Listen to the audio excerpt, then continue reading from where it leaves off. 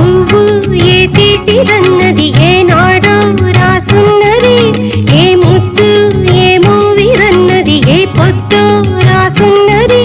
బంధాలై పెనవేయు వయసుకు అందాలే రాసోహమనగా, మందారం విరబూయు పెదవుల మధువులనే చవి చూడమనగా, పరువాలే ప్రణయాలే స్వప్నాలే స్వర్గాలే